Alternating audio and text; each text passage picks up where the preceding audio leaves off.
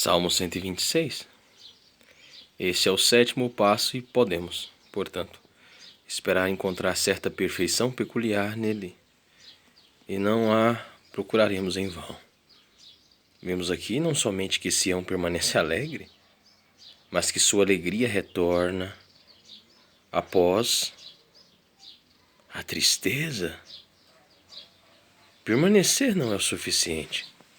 A frutificação é acrescentada. Os peregrinos iam de bênção em bênção em seu salmodiar, enquanto procediam em seu canto, em seu santo caminho. Feliz povo para quem toda ascensão era um cântico, todo impedimento um hino. Aqui, o homem que confia se torna o homem que semeia. A fé opera pelo amor, obtém uma bem-aventurança e garante uma colheita de deleite. Este salmo divide em uma narrativa, versículo 1, versículo 2, um cântico, versículo 3, uma oração, versículo 4, e uma promessa, versículos 5 e 6. Charles Spurgeon. Todo salmo, em minha opinião, aproximam-se do sentido e do significado do salmo aqueles que se referem ao grande cativeiro comum da humanidade sob o pecado, a morte e o diabo, e que se referem à redenção comprada pela morte e derramamento de sangue de Cristo, apresentados no Evangelho. Pois este tipo de discurso que o profeta usa aqui é de maior importância do que aquele que pode referir-se somente aos cativeiros específicos dos judeus. Pois que outra grande questão existia para esse povo judeu, sendo, por assim dizer, um pouco obstinado, se não liberto do cativeiro temporal. E o que é esta, em contraste à extrema e incomparável libertação pela qual a humanidade foi feita livre do poder de seus inimigos? Não temporária, mas eternamente, até mesmo da morte de Satanás e do próprio inferno. Portanto, tomamos este salmo como uma profecia da redenção que deveria vir por meio de Jesus Cristo e o divulgar do Evangelho, pelo qual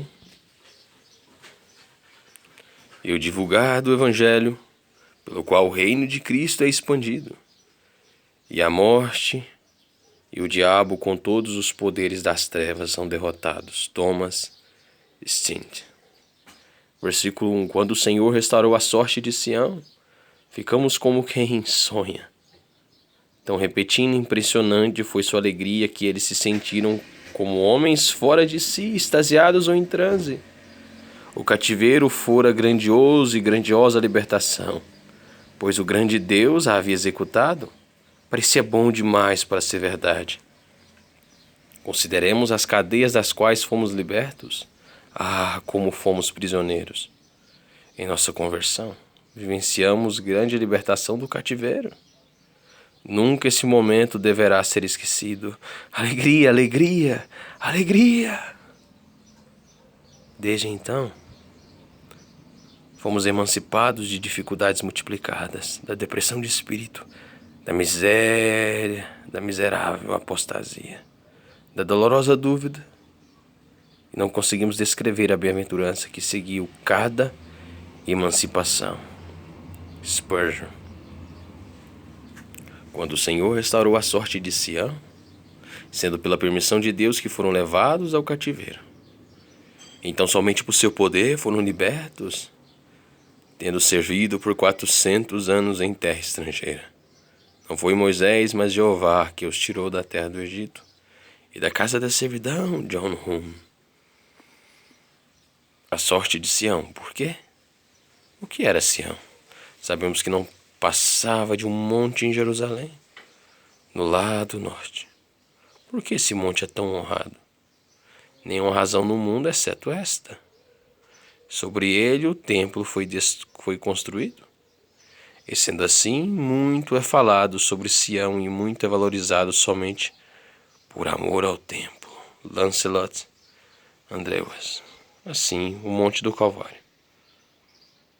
O honramos e valorizamos, porque ali morreu o príncipe da glória. D-O-F. Ficamos como quem sonha. Lorinos parece desculpar isto. O receio do povo, porque estavam tão completamente perplexos de alegria que suspeitavam da verdadeira causa de sua alegria. Como os apóstolos, que, tendo Cristo diante deles após sua ressurreição, ficaram tão excessivamente alegres que se questionaram, divulgaram e duvidaram. Se questionaram e duvidaram. E como as duas Marias, quando o anjo lhes falou sobre nosso Salvador, a ressurreição de Cristo, elas retornaram do sepulcro alegrando-se, contudo temendo.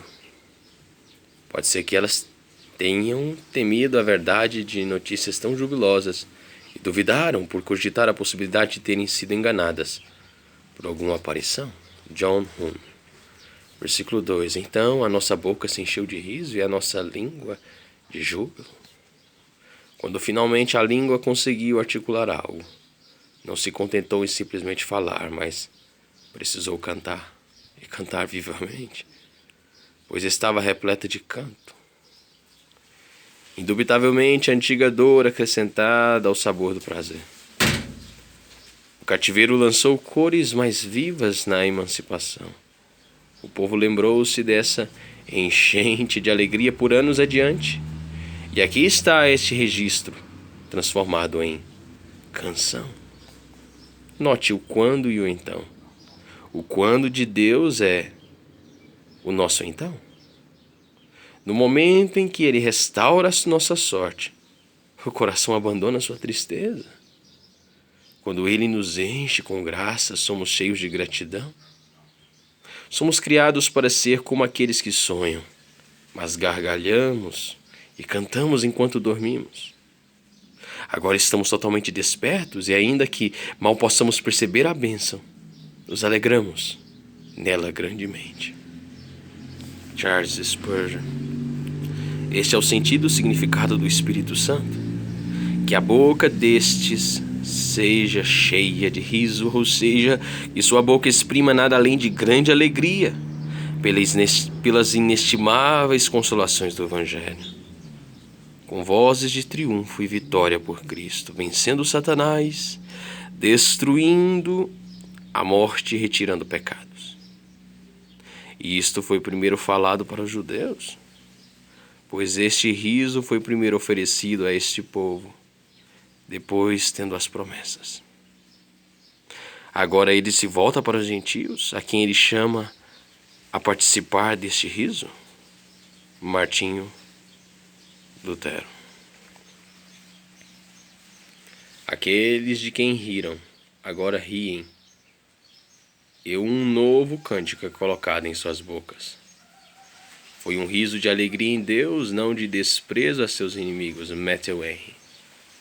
E a nossa língua de júbilo. Da abundância do coração a boca fala. E se o coração estiver contente, a língua será loquaz. A alegria não pode ser suprimida no coração, mas deve ser expressa com a língua. John Hume. Então, entre as nações se dizia: grandes coisas o Senhor tem feito por eles. É algo bendito quando os santos fazem os pecadores falar sobre a benignidade do Senhor.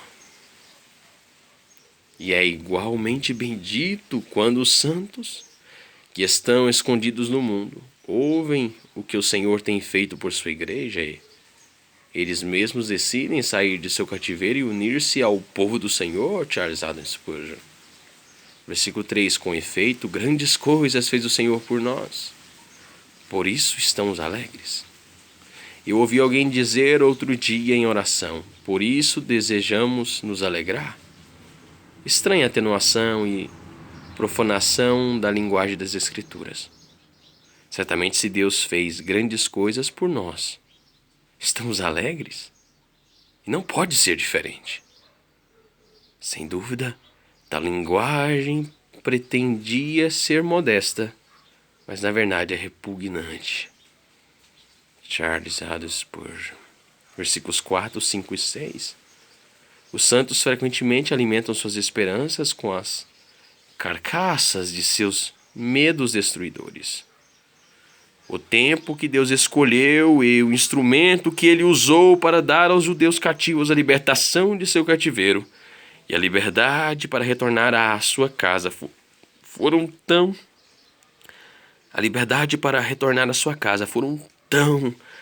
incríveis para eles quando se concretizaram, como Pedro, a quem o anjo carregou para fora da prisão em Atos 2. Enfim, é raro humano, né? Atos 12. Até as melhores editoras costumam errar, né? Nada mais calvinista do que um erro da editora. Mas é lindo demais isso aqui, né? Como não amar mesmo depois disso? Que algum tempo se passou antes que pudessem cair em si e decidir que era uma verdade real ou apenas um sonho agradável. Agora, que efeito essa estranha decepção causada pelos medos teve em sua esperança com relação ao que seguiria? Isto os enviou ao trono da graça em busca da realização daquilo que tão maravilhosamente foi iniciado. Com efeito, grandes coisas fez o Senhor por nós. Por isso estamos alegres. Por isso estamos alegres. Grandes coisas fez o Senhor por nós, por isso estamos alegres. Restaura, Senhor, a nossa sorte. Versículos 3 e 4. Eles receberam instrução por esta experiência de seu poder e sua misericórdia. Agora não o deixarão ir até que tenham mais. Sim, a esperança deles é elevada e tal ápice de confiança que tiram a conclusão geral desta experiência específica para o seu consolo ou de outro em qualquer angústia futura. Os que com lágrimas semeiam, com júbilo ceifarão, etc.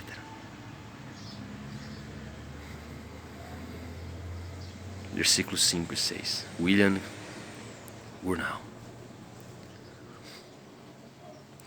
Versículo 5. Os que com lágrimas semeiam, com júbilo ceifarão.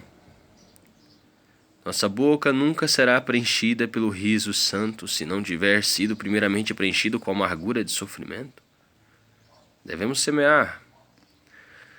Podemos ter que semear no clima úmido do sofrimento. Mas colheremos e colheremos no vibrante verão. Mas colheremos no vibrante, no brilhante verão da alegria. Quando o coração de um homem é tão estimulado a ponto de que chore pelos pecados de outros, ele terá sido eleito para a serventia. Ganhadores de almas são, primeiramente, os que choram por almas. Ganhadores de almas são, primeiramente, os que choram por almas. Assim como não há nascimento sem trabalho de parto, também não há colheita espiritual sem lavoura dolorosa. Quando o nosso coração é quebrantado pelo sofrimento devido à transgressão de um homem, quebrantaremos os corações de outros homens. Lágrimas de sinceridade geram lágrimas de arrependimento. Um abismo chama outro abismo. Um abismo chama outro abismo. Charles Haddon Spurgeon.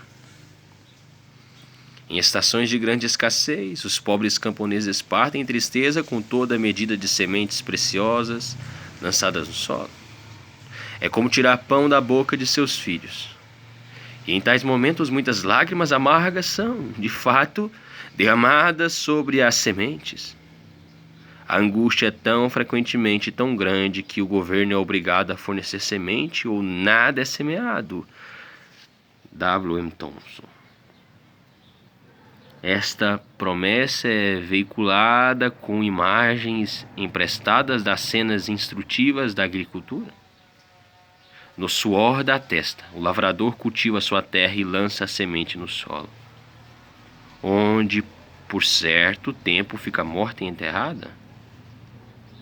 Um escuro e sombrio inverno vem em seguida e tudo parece perdido. Mas ao retorno da primavera, a natureza universal revive e os campos antes desolados são cobertos de grão que, quando amadurecido pelo calor do sol, os alegres ceifeiros cortam e é levado para casa com triunfantes brados de alegria.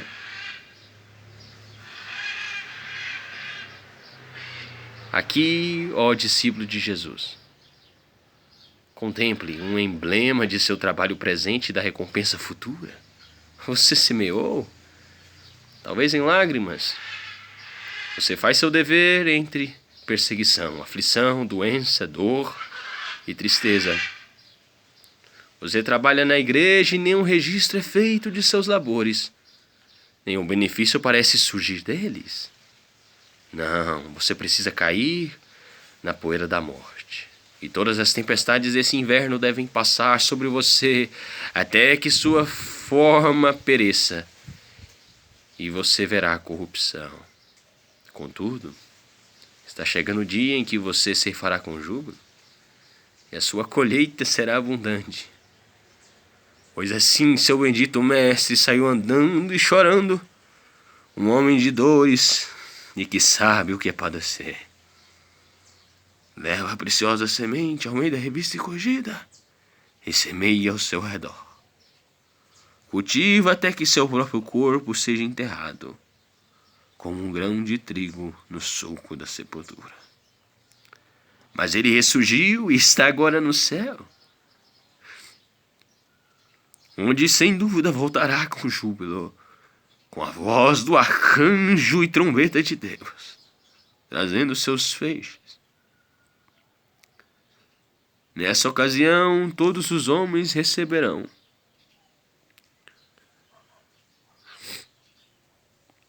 o fruto de suas obras e louvarão a Deus. George Orwell. Eles semeiam em fé e Deus abençoará essa semente. Ela crescerá até o céu, pois é semeada ao lado de Jesus Cristo que está no céu. Quem crê naquele que enviou, esta é a semente, tem a vida eterna. João 5:24, esta é a colheita. Qui crede quod non videt, videbit quo credit. Perdão pelo meu latim. Aquele que crê no que não vê, esta é a semente. Verá um dia aquilo que creu. Esta é a colheita. Eles semeiam obediência. Esta também é uma semente abençoada que não deixará de florescer onde quer que seja lançada. Se guardares os meus mandamentos, esta é a semente. Tende o vosso fruto para a santificação. Este é o semear. E por fim, a vida eterna. Esta é a colheita. Obediente in terris, regnabit in coeles. Aquele que serve a Deus na terra e semeia a semente de obediência, no céu colherá a colheita de um reino.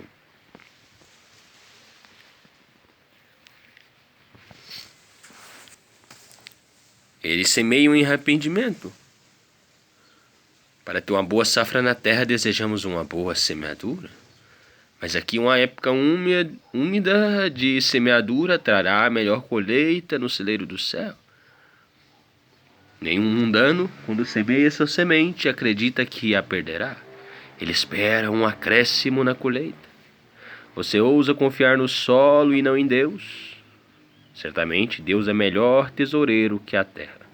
A graça da recompensa maior que a natureza. Aqui embaixo você pode receber 40 grãos para um. Mas do céu, pela promessa de Cristo, será 100 para um.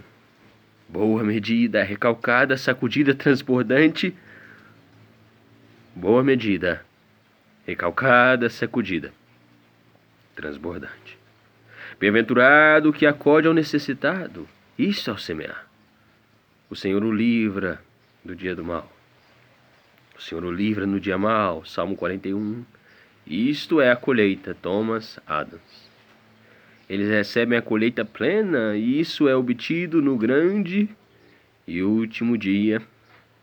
Então receberemos paz sem luta, alegria sem tristeza, lucro sem perda, prazer sem dor. E lá teremos a plena visão da face de Deus. Alexander Anderson. As lágrimas do Evangelho não são perdidas. São sementes de consolo.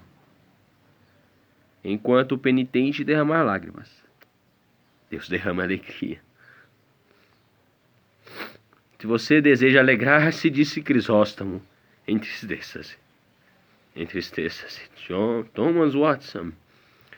Versículos 5 e 6. Consideremos a indubitável certeza de que nossa colheita é verificada por diversas asseverações absolutas e positivas no texto. Ele semeia, ele voltará, trazendo seus feixes. Aqui não há item de contingência ou possibilidade, mas são todas afirmações absolutas, e você sabe que o céu e a terra passarão, mas nenhuma vírgula da palavra de Deus falhará. Nada impedirá a colheita de um trabalhador no vinhedo de Sião. Pirrei Hardwick. Versículo 6. Quem sai andando e chorando enquanto semeia voltará com júbilo, trazendo seus feixes. Quem? A garantia geral é aplicada a cada um especificamente. O que é dito no versículo anterior no plural. Os que é aqui repetido no singular. Quem sai? Ele deixa seu descanso para andar no ar gélido e trilhar o solo pesado, e conforme vai, lamenta os fracassos passados, ou porque o solo está tão estéril, clima tão atípico, ou seu milho tão escasso, e seus inimigos são inúmeros, e estão ávidos para roubar sua recompensa. Ele derruba uma semente e uma lágrima. Uma semente e uma lágrima. E assim segue seu caminho. Em seu cesto ele tem sementes preciosas, pois tem poucas delas e são sua esperança para o ano seguinte. Cada grão deixa sua mão com oração inquieta para que não seja perdido. Ele pouco se valoriza, mas muito valoriza sua semente. E ansiosamente pergunta: florescerá? Receberei uma recompensa por meu trabalho? Sim, bom lavrador, sem dúvida você reunirá feixes de seu semear. Porque o Senhor escreve sem dúvida. Almeida Revista e Corrigida. Tenha cuidado para não duvidar. É algo singular encontrar essa promessa de fertilidade em contato próximo com o retorno do cativeiro. E, contudo, assim o é em nossa própria experiência. Pois quando nossa alma é revivada, as almas de outros são abençoadas por nossos labores. Caso alguns de nós tenha sido solitários e permanecido em cativeiro e agora retornado à casa e se tornado semeador, ansioso e trabalhador, que o Senhor, que já nos libertou, em breve nos transforme em ceifeiros de coração contente, e a Ele seja o louvor, para sempre e sempre. Amém. Charles Haddon Spurgeon. Sai andando. A igreja não deve somente manter esta semente no armazém para que se possa procurá-la, mas deve enviar seus semeadores adiante para lançá-la entre aqueles que são ignorantes de seu valor ou indiferentes demais para pedir o que ela tem em mãos. A igreja não deve se sentar lamentando porque homens não vão a ela, mas devem ir adiante e carregar a preciosa semente aos indispostos, imprudentes, preconceituosos e devassos. Edwin Sidney, chorando. O choro não deve impedir a semente. O choro não deve impedir o semear. Quando sofremos malefícios, devemos estar bem? Matthew Henry, Preciosa Semente, Almeida Revista e Corrigida. A semente de milho é sempre a mais apreciada, e quando outro grão é apreciado, é então muito apreciado. Contudo, nunca tão apreciado, pois o lavrador decide que precisa desta semente e privará seu próprio estômago, sua esposa e seus filhos deste grão, e o semeará, indo e chorando pela semente. Há também grande risco, pois o milho, após ser semeado, fica sujeito a muitos perigos. E assim o é, de fato, com os filhos de Deus em uma boa causa. Vocês devem se decidir também a submeter-se a riscos da vida, terras, móveis ou o que quer que você tenha neste mundo. Melhor arriscar todos estes antes que a religião, as próprias almas corram riscos. Alexander Henderson. A semente foi considerada preciosa quando todos os países foram ao Egito para comprar grãos de José. E verdadeiramente a fé deve ser preciosa, considerando que, quando Cristo vier, ele dificilmente achará fé na terra. Lucas 18:8. John Hume. Feixes. O salmo, que começa com um sonho e termina com um feixe, nos convida a pensar em José, em quem, segundo a bela aplicação de Santo Ambrósio, foi revelada a futura ressurreição do Senhor Jesus, a quem seus 11 discípulos reverenciaram quando o viram indo à Galiléia, e a quem todos os santos, em sua ressurreição, reverenciarão, dando fruto de boas obras, como está escrito, voltará com júbilo, trazendo os seus feixes. H.T. Hartfield. Todo joelho se dobrará. Só lhe deu glória, fé e tulipas para todos, e tenha todos um ótimo dia. Todo joelho se dobrará, só lhe deu glória.